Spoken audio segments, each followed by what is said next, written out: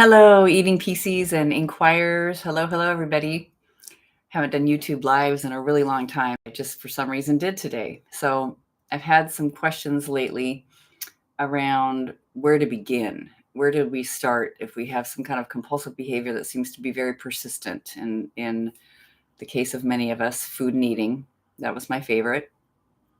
So if I'm kind of rushing towards the food or moving towards it, like, what do I do first? How do I stop? Like, help me. What's happening? I think number one, we need to calm down. What will help you kind of calm down? So we know that this is a whole different topic, really, but will and suppression and avoidance and making sure that you never get to this phase where you have a craving, where you're rushing forward into the craving. That's what the mind has done a lot, is think about all those kinds of approaches and kind of what needs to happen to prevent this moment, or to tackle this moment, to fight this moment, defend against it.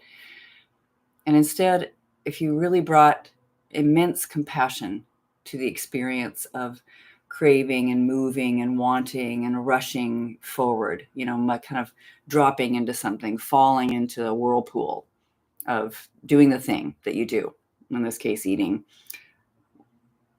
Notice the restlessness, restless, uncomfortable, got to get out of this moment. Let me stop this craving. So let's just calm down. Let's just find a little calm, a little sense of, like, you know what contentment is like when you're just sitting with the silent, empty moment, but you feel completely content. Nothing needs to happen. Nothing needs to be added. Nowhere to go. Nothing to do. That kind of a sense of feeling. And we want to have just a little more of that. Even being able to access that in any way. So I was speaking to somebody today who has been sort of in a holding pattern around not taking, some sort of action, just watching herself feel a bit hopeless and apathetic and not really wanting to change or move, and also wanting to at the same time around her eating. And we looked at what she thought was required to get to this place of more balanced eating, of eating peace. And it looked like a pretty big project, a pretty big, upward mountain climb. And she was really looking at down the road, and then the things that would help her get there were pretty daunting. Even some prep stuff to get ready to do this thing that she was going to do was going to take like 2 weeks. And there was just a stirred up kind of restless energy and this malaise happening at the same time, of not wanting to feel deprived or to suffer.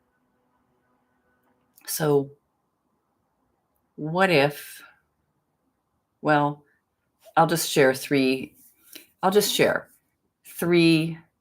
things, and I have a whole bucket full of more, but these are three of my favorites for simply calming down. And it might seem like it is the smallest little thing like that. What's that going to do for eating compulsion? And don't even worry about that. In some ways, that's okay that the mind is thinking that. So 3 things. Number 1, grab your three first fingers of your left hand with your right hand, or your dominant hand. So just hold. Just notice that actually feels comforting, comfortable. So I'm taking these 3 fingers and I'm just holding them. The way that feels comfortable is just doing it like this. Squeeze.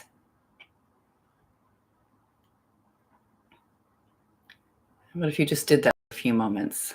And a few moments is actually a really long time. So what if you did it for a few seconds? Just notice that the squeeze and the firmness feels really stabilizing, sort of calming. They say babies are crying. Babies like to be swaddled tightly in a bundle. Maybe there's some part of us that is, being like a baby in those moments. I want, this isn't enough. I'm nervous. I'm anxious. Okay. The second thing is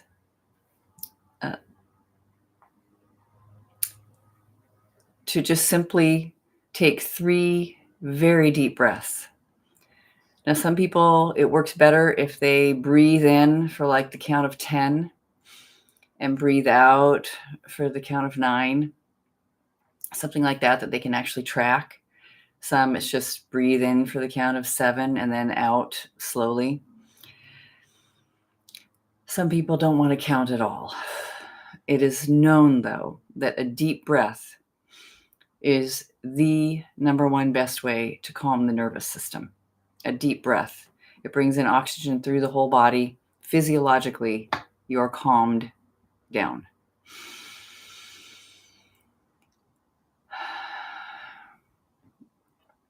So 3 deep breaths when you're in the midst of some kind of craving, impulse, just something that wants to reach, move, go, get it. And the last one is my very favorite. It's actually shaking the whole body. Now, you might not be able to do this in public, but most of the cravings we have are done in private. We're at home alone. It's very interesting that we're just, quietly alone with ourselves in a space of where there might not be a big bunch of to-dos. Maybe there's a list, but our time is unscheduled. Often it happens at night, at home alone, just off hours when we're not at work. And you just slightly shake your whole body. So you'd be standing, which I'm not doing right now. I'm sitting in my chair, but you just let your ankles bounce up just a little bit so that you're not losing your balance. You just shake. You just stand and shake. I knew somebody who knows about the shaking, and she would go to a meditation center of some kind in Indonesia, and that is the way they meditated there. They would, shaking meditation. I thought, hey, you're kidding. That's amazing. So notice that there's something about actually, engaging in that sort of busy energy in the body, and that it has like this sort of bouncing thing to do. Like, why do kids love to go on a trampoline? And some of us do too. Small trampolines or something, just something that sort of shakes you, and you're doing something with that extra kind of restless, moving energy. That's sort of, ungraded kind of restless feeling that often moves us into grabbing, getting, busy, graze eating, kind of not having any time when you don't have food that you're wanting or wanting to put something in your mouth.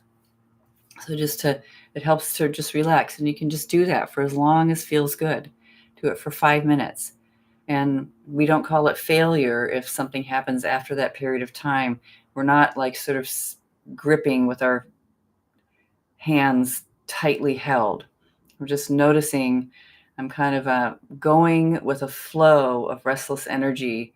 I'm almost in a way just following or expressing it, allowing it to express through the body, and watching the wave of movement always kind of crashes at some point and moves through, just moves through us. It doesn't stay 10 out of 10 high energy craving. Often the mind will be saying that the only thing that will settle you down is to get or acquire the thing that is wanted.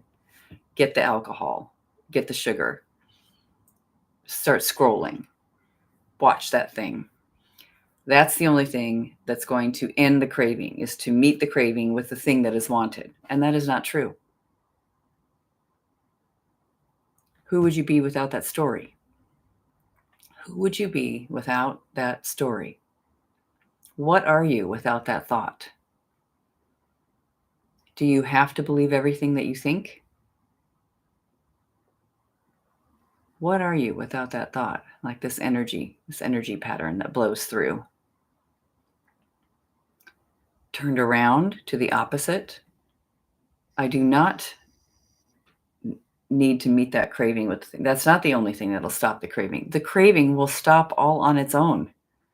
It'll run down just like a bicycle or a ball that's running down a hill, and at the bottom there'll be a bottom, and it will slowly come to rest all by itself without you getting involved.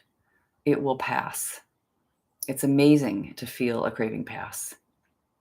I wish it for everybody that feels like they suffer from compulsion, to test it out and see and get the experience of noticing that the wind is blowing and then it isn't.